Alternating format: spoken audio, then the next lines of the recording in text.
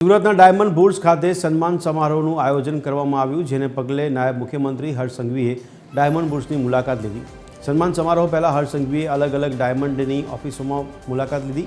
કાર્યક્રમમાં મોટી સંખ્યામાં ઉદ્યોગપતિઓ હાજર રહ્યા હતા। આ ઉપરાંત ભાજપના રાજ્યસભાના સાંસદ અને ડાયમંડ બુર્સના ચેરમેન ગોવિંદ ધોળકિયા સહિતના કમિટી મેમ્બર પણ હાજર રહ્યા।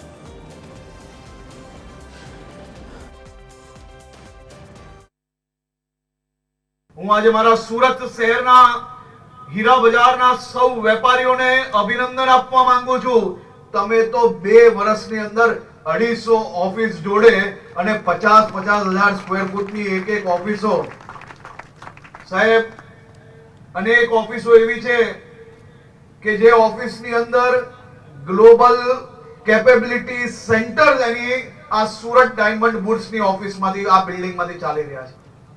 દુનિયાભરના એમના જે બી એક્સપોર્ટ છે એ અહીંયાથી કરી રહ્યા છે।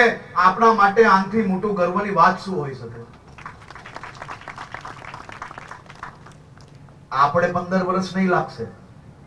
હું કિરીટભાઈને કહેતો હતો કે જરાક દિલથી બોલજો, બહુ ચિંતા નહીં કરતા, અમારે બોમ્બેથી કોઈને નથી લાવવા અહીંયા।